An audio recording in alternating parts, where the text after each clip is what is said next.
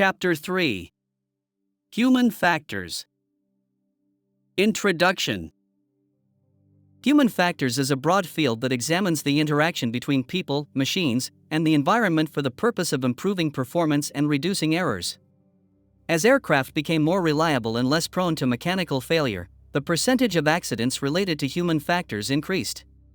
Some aspect of human factors now accounts for over 80% of all accidents. Pilots, who have a good understanding of human factors, are better equipped to plan and execute a safe and uneventful flight. Flying in instrument meteorological conditions, IMC, can result in sensations that are misleading to the body's sensory system. A safe pilot needs to understand these sensations and effectively counteract them. Instrument flying requires a pilot to make decisions using all available resources. The elements of human factors covered in this chapter include sensory systems used for orientation and illusions in flight. For more information about physiological and psychological factors, medical factors, aeronautical decision-making, ADM, and crew resource management, CRM, refer to the Pilot's Handbook of Aeronautical Knowledge. Sensory systems for orientation. Orientation is the awareness of the position of the aircraft and of oneself in relation to a specific reference point. Disorientation is the lack of orientation, and spatial disorientation specifically refers to the lack of orientation with regard to position in space and to other objects.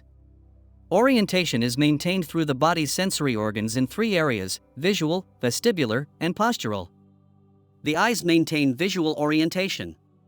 The motion sensing system in the inner ear maintains vestibular orientation. The nerves in the skin, joints, and muscles of the body maintain postural orientation. When healthy human beings are in their natural environment, these three systems work well. When the human body is subjected to the forces of flight, these senses can provide misleading information. It is this misleading information that causes pilots to become disoriented. Eyes. Of all the senses, vision is most important in providing information to maintain safe flight. Even though the human eye is optimized for day vision, it is also capable of vision in very low light environments. During the day, the eye uses receptors called cones, while at night, vision is facilitated by the use of rods.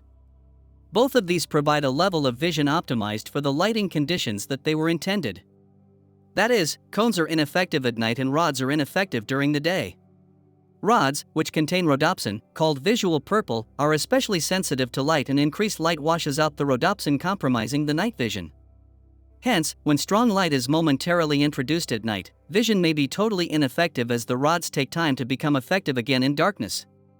Smoking, alcohol, oxygen deprivation, and age affect vision, especially at night. It should be noted that at night, oxygen deprivation, such as one caused from a climb to a high altitude, causes a significant reduction in vision. A return back to the lower altitude does not restore a pilot's vision in the same transitory period used at the climb altitude. The eye also has two blind spots. The day blind spot is the location on the light-sensitive retina where the optic nerve fiber bundle, which carries messages from the eye to the brain, passes through. This location has no light receptors, and a message cannot be created there to be sent to the brain. The night blind spot is due to a concentration of cones in an area surrounding the fovea on the retina. Because there are no rods in this area, direct vision on an object at night will disappear. As a result, off-center viewing and scanning at night is best for both obstacle avoidance and to maximize situational awareness, SA. See the Pilot's Handbook of Aeronautical Knowledge and the Aeronautical Information Manual, AIM, for detailed reading. The brain also processes visual information based upon color, relationship of colors, and vision from objects around us. Figure 3.1 demonstrates the visual processing of information. The brain assigns color based on many items, to include an object's surroundings. In the figure below, the orange square on the shaded side of the cube is actually the same color as the brown square in the center of the cube's top face. End of page 3-2. Isolating the orange square from surrounding influences will reveal that it is actually brown. The application to a real environment is evident when processing visual information that is influenced by surroundings. The ability to pick out an airport in varied terrain or another aircraft in a light haze are examples of problems with interpretation that make vigilance all the more necessary. Figure 3.2 illustrates problems with perception. Both tables are the same lengths. Objects are easily misinterpreted in size to include both length and width. Being accustomed to a 75-foot wide runway on flat terrain is most likely going to influence a pilot's perception of a wider runway on uneven terrain simply because of the inherent processing experience. Vision under dim and bright illumination. Under conditions of dim illumination, aeronautical charts and aircraft instruments can become unreadable unless adequate flight deck lighting is available. In darkness, vision becomes more sensitive to light. This process is called dark adaptation. Although exposure to total darkness for at least 30 minutes is required for complete dark adaptation, a pilot can achieve a moderate degree of dark adaptation within 20 minutes under dim red flight deck lighting. Red light distorts colors, filters the red spectrum, especially on aeronautical charts, and makes it very difficult for the eyes to focus on objects inside the aircraft. Pilots should use it only where optimum outside night vision capability is necessary. White flight deck lighting, dim lighting, should be available when needed for map and instrument reading, especially under IMC conditions. Since any degree of dark adaptation is lost within a few seconds of viewing a bright light, pilots should close one eye when using a light to preserve some degree of night vision. During night flights in the vicinity of lightning, flight deck lights should be turned up to help prevent loss of night vision due to the bright flashes. Dark adaptation is also impaired by exposure to cabin pressure altitudes above 5,000 feet, carbon monoxide inhaled through smoking, deficiency of vitamin A in the diet, and prolonged exposure to bright sunlight. During flight in visual meteorological conditions, VMC, the eyes are the major orientation source and usually provide accurate and reliable information. Visual cues usually prevail over false sensations from other sensory systems. When these visual cues are taken away, as they are in IMC, false sensations can cause the pilot to quickly become disoriented. An effective way to counter these false sensations is to recognize the problem, disregard the false sensations, rely on the flight instruments, and use the eyes to determine the aircraft attitude. The pilot must have an understanding of the problem and the skill to control the aircraft using only instrument indications. End of page 3-3. Ears. The inner ear has two major parts concerned with orientation, the semicircular canals and the otolith organs. Figure 3.3. The semicircular canals detect angular acceleration of the body, while the otolith organs detect linear acceleration and gravity. The semicircular canals consist of three tubes at approximate right angles to each other, each located on one of three axes: pitch, roll, or yaw, as illustrated in Figure 3.4. Each canal is filled with a fluid called endolymph fluid. In the center of the canal is the cupula, a gelatinous structure that rests upon sensory hairs located at the end of the vestibular nerves. It is the movement of these hairs within the fluid that causes sensations of motion. Because of the friction between the fluid and the canal, it may take about 15 to 20 seconds for the fluid in the ear canal to reach the same speed as the canal's motion. To illustrate what happens during a turn, visualize the aircraft in straight and level flight. With no acceleration of the aircraft, the hair cells are upright, and the body senses that no turn has occurred. Therefore, the position of the hair cells and the actual sensation correspond. Placing the aircraft into a turn puts the semicircular canal and its fluid into motion, with the fluid within the semicircular canal lagging behind the accelerated canal walls. Figure 3.5. This lag creates a relative movement of the fluid within the canal. The canal wall and the cupula move in the opposite direction from the motion of the fluid. The brain interprets the movement of the hairs to be a turn in the same direction as the canal wall. The body correctly senses that a turn is being made. If the turn continues at a constant rate for several seconds or longer, the motion of the fluid in the canals catches up with the canal walls. The hairs are no longer bent, and the brain receives the false impression that turning has stopped. Thus, the position of the hair cells and the resulting sensation during a prolonged, constant turn in either direction results in the false sensation of no turn. End of page 3-4. When the aircraft returns to straight and level flight, the fluid in the canal moves briefly in the opposite direction. This sends a signal to the brain that is falsely interpreted as movement in the opposite direction. In an attempt to correct the falsely perceived turn, the pilot may re-enter the turn, placing the aircraft in an out-of-control situation. The otolith organs detect linear acceleration and gravity in a similar way. Instead of being filled with a fluid, a gelatinous membrane containing chalk-like crystals covers the sensory hairs. When the pilot tilts his or her head, the weight of these crystals causes this membrane to shift due to gravity, and the sensory hairs detect this shift. The brain orients this new position to what it perceives as vertical. Acceleration and deceleration also cause the membrane to shift in a similar manner. Forward acceleration gives the illusion of the head tilting backward. Figure 3.6. As a result, during takeoff and while accelerating, the pilot may sense a steeper than normal climb, resulting in a tendency to nose down. Nerves. Nerves in the body's skin, muscles, and joints constantly send signals to the brain, which signals the body's relation to gravity. These signals tell the pilot his or her current position. Acceleration is felt as the pilot is pushed back into the seat. Forces, created in turns, can lead to false sensations of the true direction of gravity and may give the pilot a false sense of which way is up. Uncoordinated turns, especially climbing turns, can cause misleading signals to be sent to the brain. Skids and slips give the sensation of banking or tilting.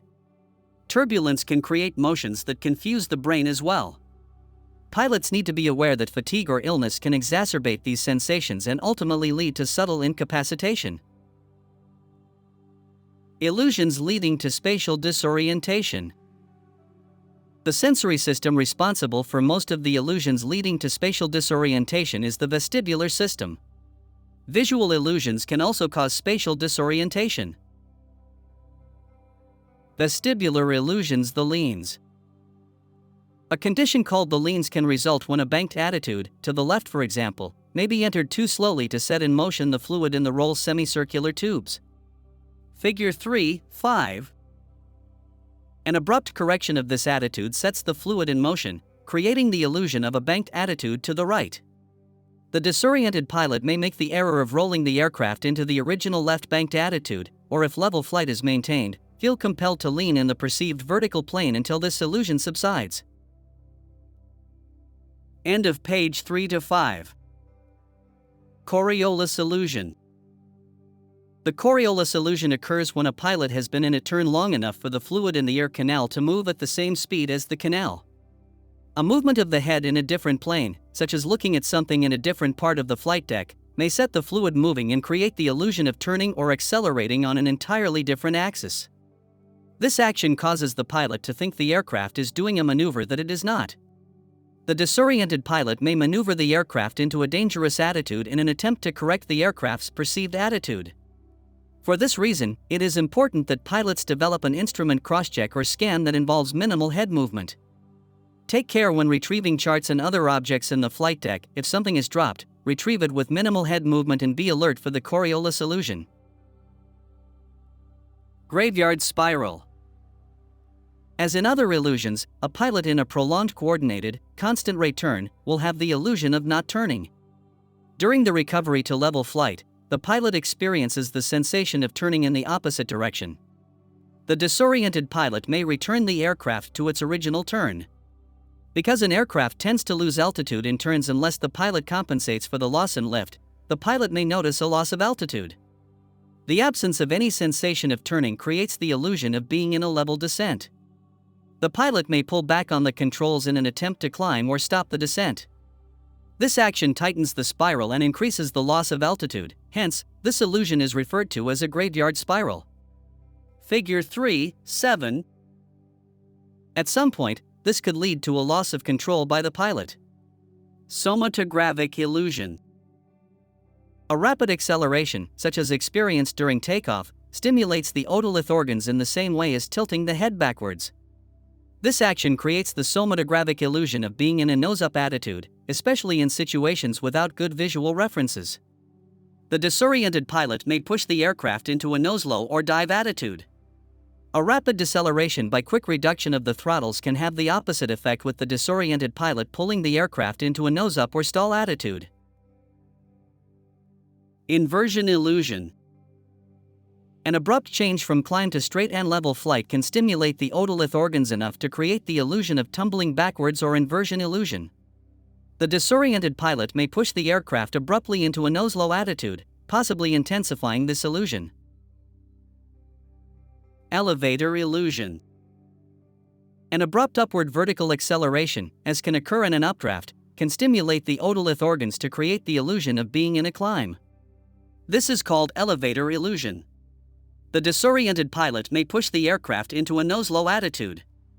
An abrupt downward vertical acceleration, usually in a downdraft, has the opposite effect, with the disoriented pilot pulling the aircraft into a nose-up attitude. End of page 3 to 6. Visual illusions. Visual illusions are especially hazardous because pilots rely on their eyes for correct information. Two illusions that lead to spatial disorientation, false horizon and autokinesis, are concerned with only the visual system. False horizon. A sloping cloud formation, an obscured horizon, an aurora borealis, a dark scene spread with ground lights and stars, and certain geometric patterns of ground lights can provide inaccurate visual information, or false horizon, for aligning the aircraft correctly with the actual horizon. The disoriented pilot may place the aircraft in a dangerous attitude. Autokinesis. In the dark, a stationary light will appear to move about when stared at for many seconds. The disoriented pilot could lose control of the aircraft in attempting to align it with the false movements of this light called autokinesis. Postural considerations. The postural system sends signals from the skin, joints, and muscles to the brain that are interpreted in relation to the Earth's gravitational pull. These signals determine posture.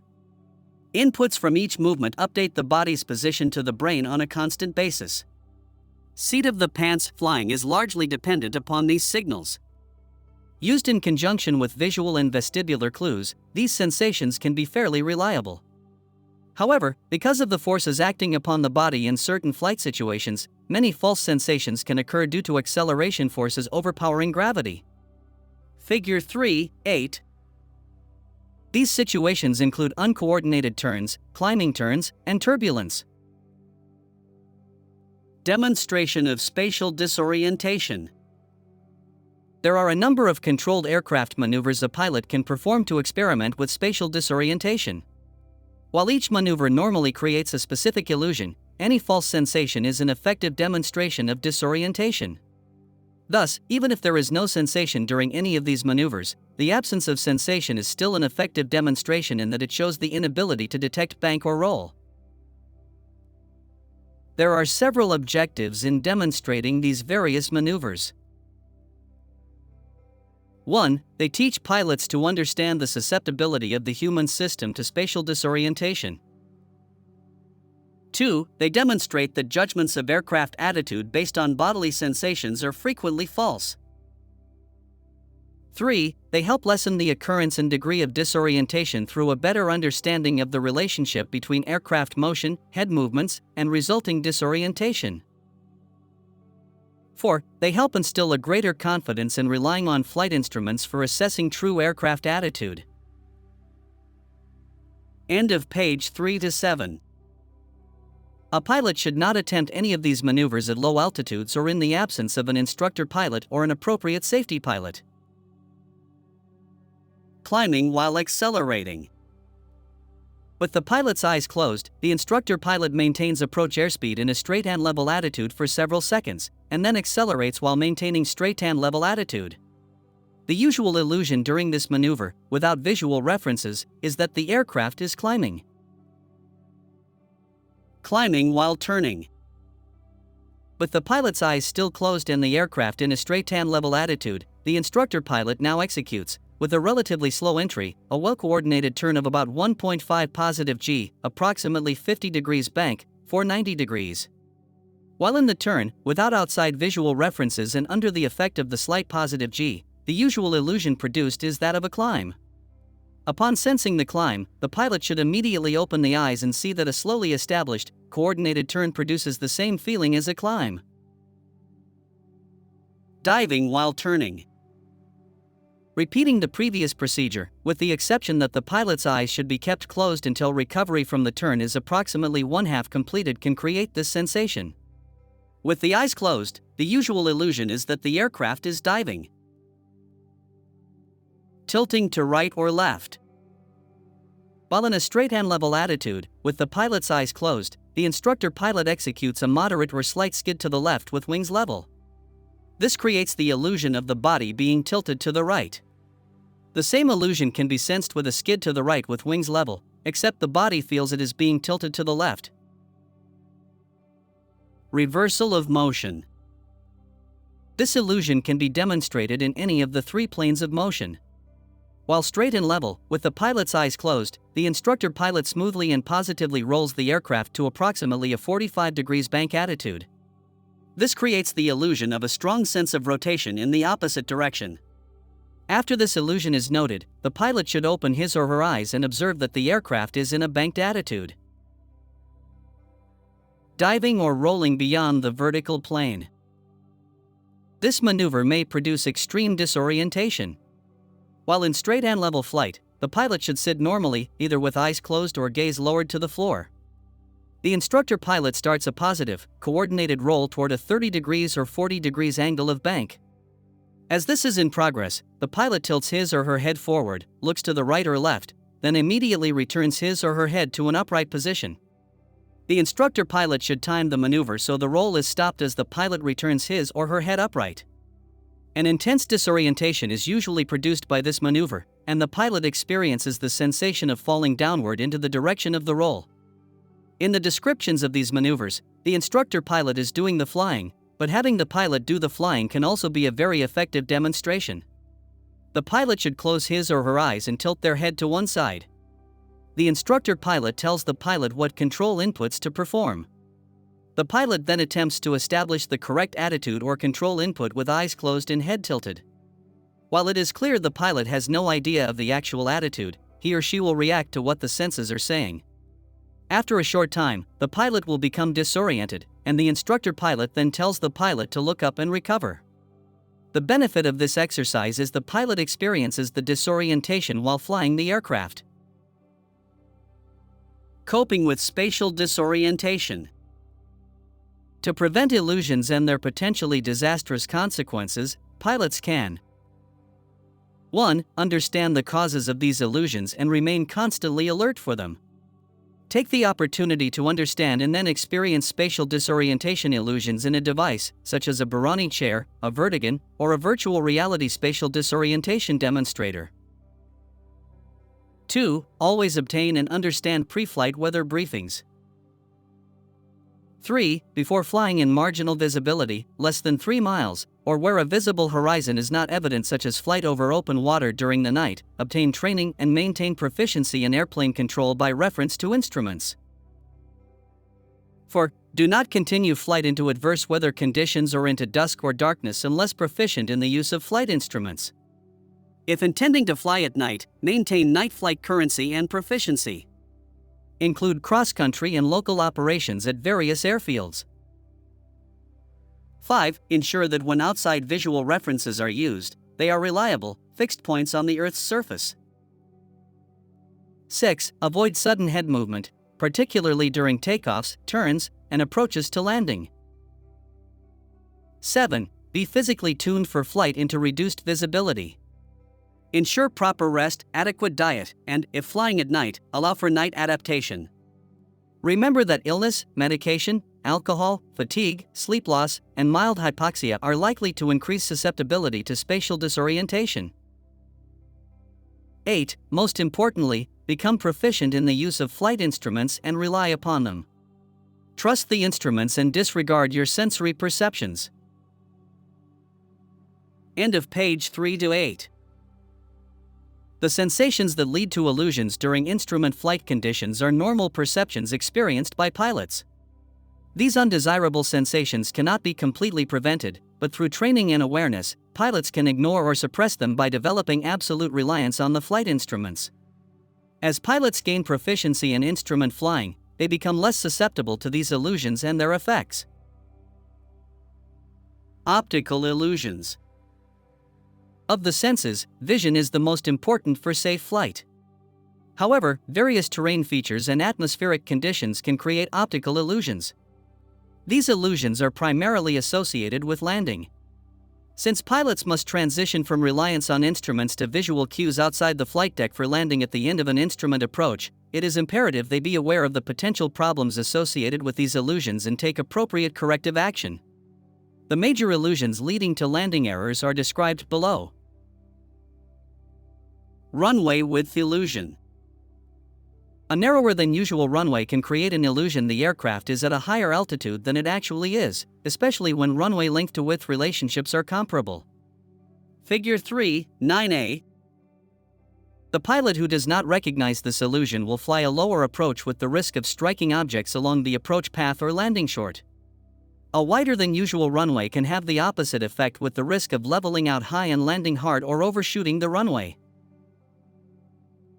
Runway and terrain slopes illusion. An upsloping runway, upsloping terrain, or both can create an illusion the aircraft is at a higher altitude than it actually is. Figure 3, 9b. The pilot who does not recognize this illusion will fly a lower approach. Downsloping runways and downsloping approach terrain can have the opposite effect.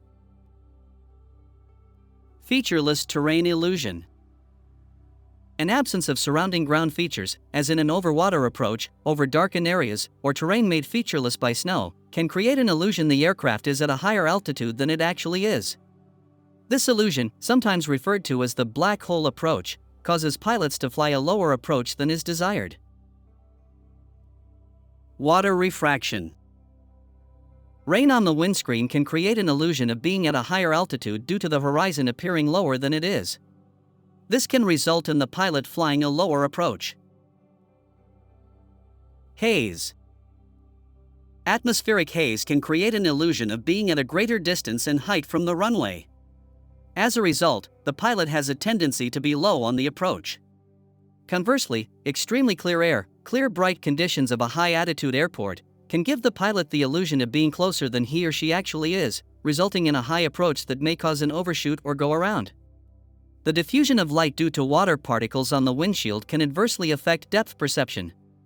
The lights and terrain features normally used to gauge height during landing become less effective for the pilot. Fog. Flying into fog can create an illusion of pitching up. Pilots who do not recognize this illusion often steepen the approach quite abruptly. Ground lighting illusions. Lights along a straight path, such as a road or lights on moving trains, can be mistaken for runway and approach lights. Bright runway and approach lighting systems, especially where few lights illuminate the surrounding terrain, may create the illusion of less distance to the runway. The pilot who does not recognize this illusion will often fly a higher approach. How to prevent landing errors due to optical illusions. To prevent these illusions and their potentially hazardous consequences, pilots can 1. Anticipate the possibility of visual illusions during approaches to unfamiliar airports, particularly at night or in adverse weather conditions. Consult airport diagrams in the airport/facility directory, /FD, for information on runway slope, terrain, and lighting. 2. Make frequent reference to the altimeter, especially during all approaches, day and night. 3. If possible, conduct aerial visual inspection of unfamiliar airports before landing. 4. Use Visual Approach Slope Indicator, VASI, or Precision Approach Path Indicator, PAPI, systems for a visual reference or an electronic glide slope, whenever they are available. End of page 3 to 9. 5. Utilize the Visual Descent Point, VDP, found on many non-precision instrument approach procedure charts. 6. Recognize that the chances of being involved in an approach accident increase when some emergency or other activity distracts from usual procedures. 7. Maintain optimum proficiency in landing procedures. End of page 3 to 10. End of chapter 3. Chapter 4 is coming soon. Thank you for your time. Please future pilots like, share, and subscribe to my channel for more content like this.